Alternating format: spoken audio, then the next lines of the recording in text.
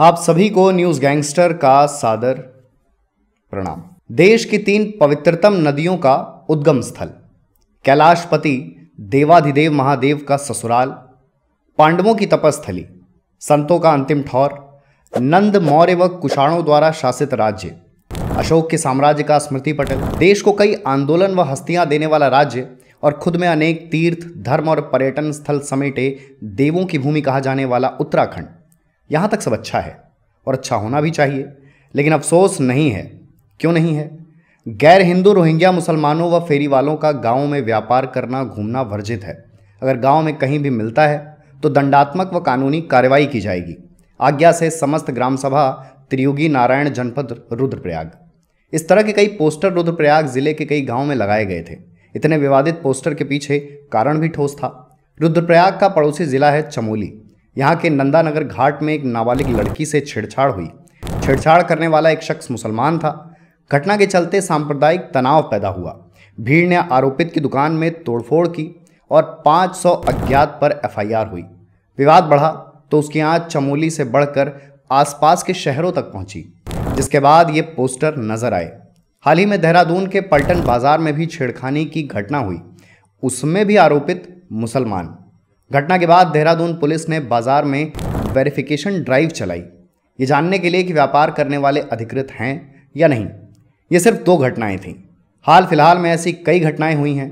कुछ मामलों में तो भीड़ आरोपित को बचाने खड़ी हो जाती है, तब बात और बिगड़ती है, माहौल खराब होता है और टकराव की स्थिति बनती है। इन घटनाओं का पैटर्न बताता है कि ये कोई वन डे इवेंट्स नहीं हैं। बीते 8-10 सालों में ऐसे हालात पैदा हुए जिसके बाद देवभूमि उत्तराखंड का माहौल बिगड़ा। पिछले कुछ सालों में उत्तराखंड में कई राज्यों से पलायन हुआ, खासकर यूपी, बिहार, झारखंड और पश्चिम बंगाल। सूची में अगर बांग्लादेश भी जोड़ा जाए तो टेक्निकली गलत नहीं होगा। वहीं से बड़ी फिल्म का ट्रेलर शुरू होता है, घुसपैठ, अंग्रेजी में इन्फिल्ट्रेशन। बांग्लादेश और म्यांमार से आए लोग फर्जी दस्तावेज बनवाते हैं। कुछ चुनिंदा अधिकारी और जनप्रतिनिधि इस काम को आसान बनाते हैं। शुरुआती चरण में इनका वोटर आईडी बनता है और अंतिम चरण में कब्जे वाली अवैध झुग्गियां बन जाती हैं। वोटर आईडी से अवैध झुग्गियों के बीच सफर में बहुत कुछ होता है। वीडियो उसी सफर की बात करता है। कैसे कुछ घर बस्तियों में बदल जाते हैं, कैसे कुछ अनजान चेहरे आधार कार्ड धारक हो जाते हैं, कैसे भीड़ स्थायी हो जाती है और कैसे एक राज्य की शांति अशांति में तब्दील हो जाती है। और पहले तो पलायन सिर्फ मैदानी इलाकों में था, अब ये पहाड़ी इलाकों में भी नजर आता है। इस पलायन में उत्तराखंड के स्थानीय लोग कम और दूसरे राज्यों से आए लोग ज़्यादा हैं। इन ज़्यादा लोगों में भी किस समुदाय के लोग ज़्यादा हैं, वो भी कोई आश्चर्यजनक तथ्य नहीं है। इस संबंध में एक और बड़ा डेटा है।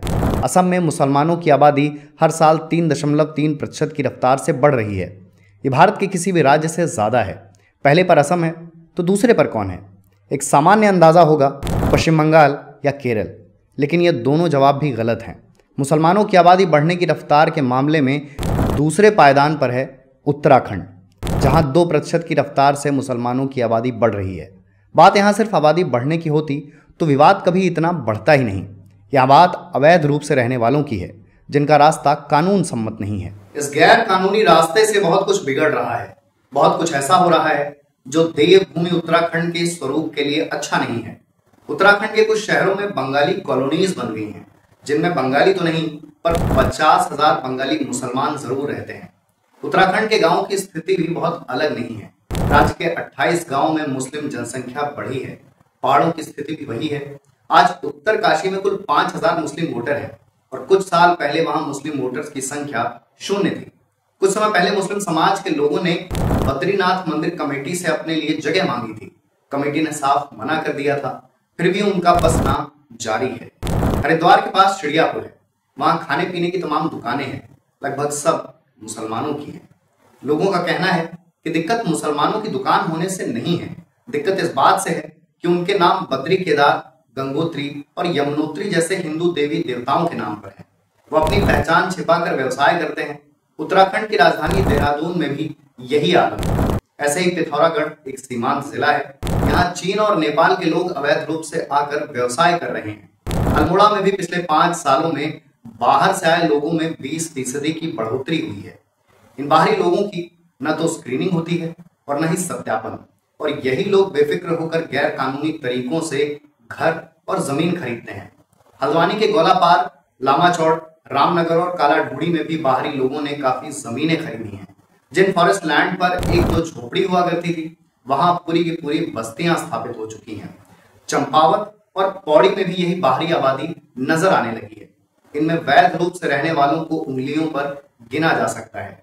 कब्जा करके और अवैध रूप से रहने और बसने वाले ये भीड़ साप्ताहिक बाजारों और राजनीतिक सभाओं में ही दिखती है। वीडियो के इस हिस्से से शुरुआत होती है आंकड़ों की। एक समुदाय की आबादी बढ़ने की बात महज दावा नहीं है, इस बात की तस्दीक आंकड़ों के चश्मे से कर लेते हैं। साल 2000 में उत्तर प्रदेश से अलग होकर उत्तराखंड बना। 2001 में जनगणना हुई और 2001 की जनगणना के मुताबिक तब उत्तराखंड में मुस्लिम आबादी 1 लाख से थोड़ा अधिक थी, यानी राज्य की कुल आबादी का 1.5 से 2%। फिर जनगणना हुई 2011 में, तब मुस्लिम आबादी 14 लाख से अधिक थी, यानी राज्य की कुल आबादी का 13 से 14%। वहीं 2001 में उत्तराखंड में हिंदू जनसंख्या 84% से ज्यादा थी। 2011 में यह घटकर 82% के आसपास रह गई।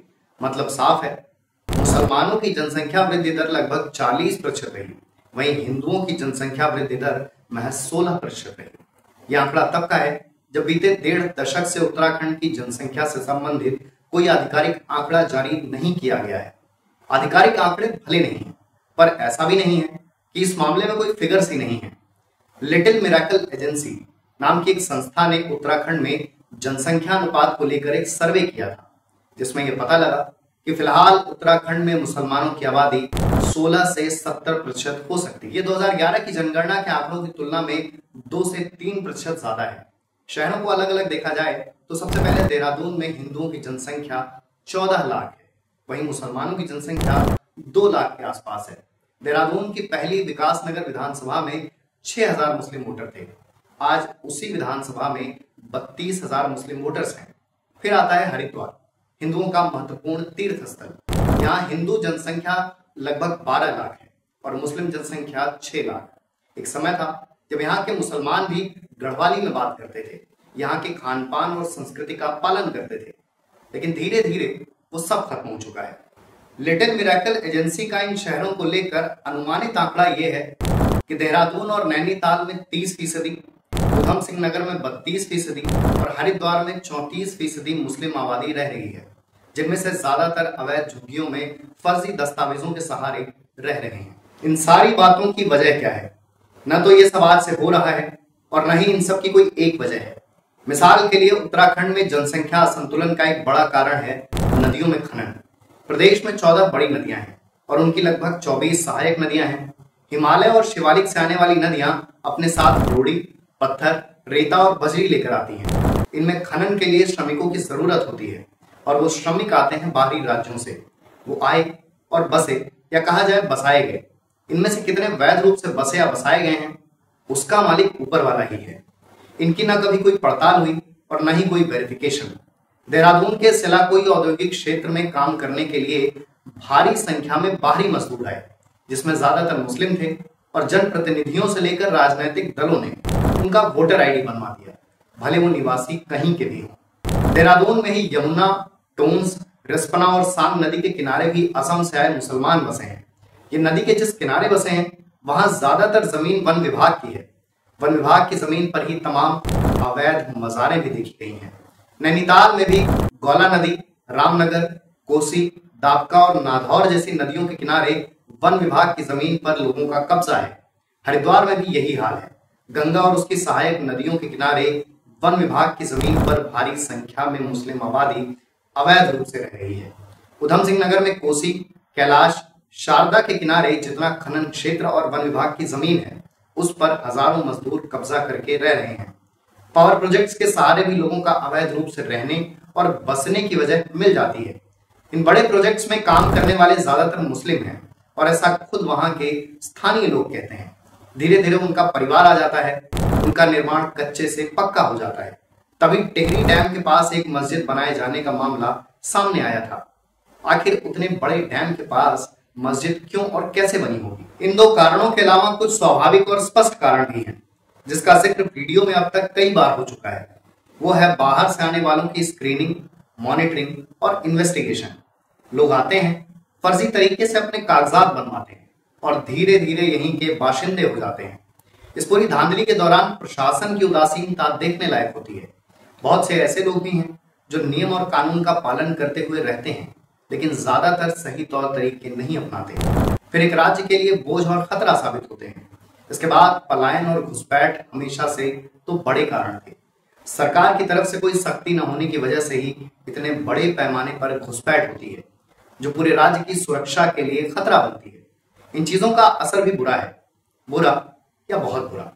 हल्द्वानी का वो केस बहुत पुराना नहीं है जब हाईकोर्ट ने रेलवे की 29 एकड़ जमीन पर बसी 4000 अवैध झुग्गियों को हटाने का आदेश दिया था, जिस पर सुप्रीम कोर्ट ने रोक लगा दी थी।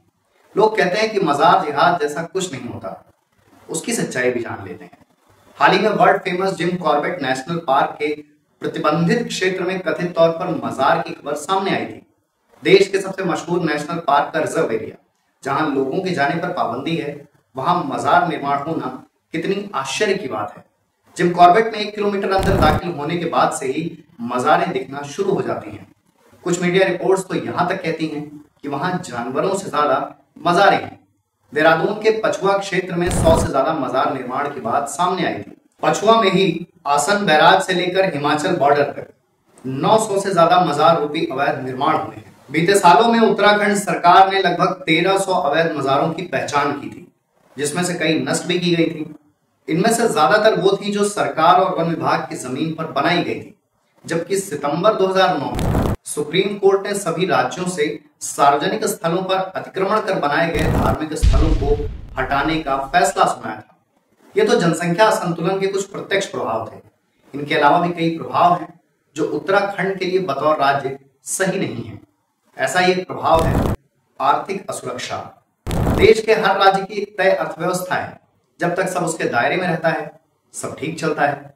अब लोग आश्चर्यजनक रूप से ज्यादा होंगे, बिजनेस का मॉड्यूल चेंज होगा, अनइक्वल डिस्ट्रीब्यूशन ऑफ कैपिटल होगी, वहां समस्याएं आएंगी, जिसका सीधा मतलब है कि जनसंख्या असंतुलन का प्रभाव उत्तराखंड की अर्थव्यवस्था पर भी पड़ेगा। इसके अलावा सामाजिक सुरक्षा भी एक अहम मुद्दा है।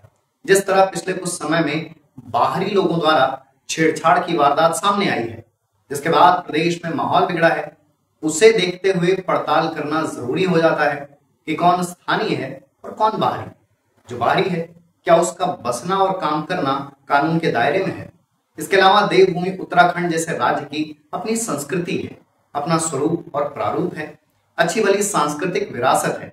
खान पान से लेकर पहनावे और रहन सहन तक राज्य का हर पहलू स्वयं में अद्भुत है।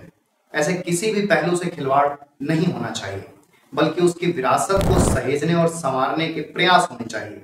बाहरी लोगों के आने से नुकसान कितना होता है ये तो नहीं कहा जा सकता, पर संस्कृति का मूल स्वरूप बदलता जरूर है, और वो बदलाव अच्छा हो ऐसा जरूरी नहीं। इन समस्याओं का समाधान क्या है?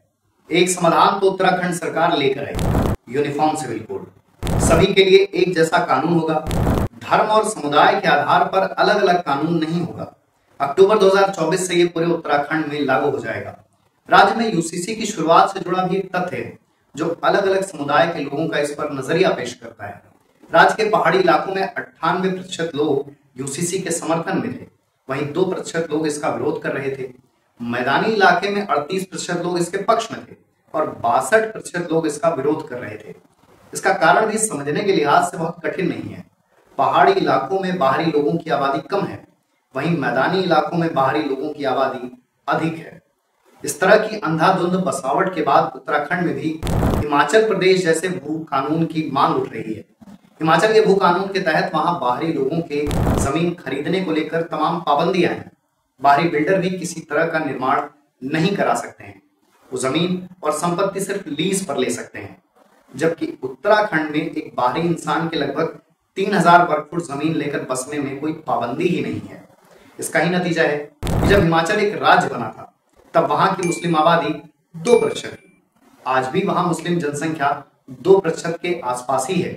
उनका बसना और विस्तार हुआ ही नहीं।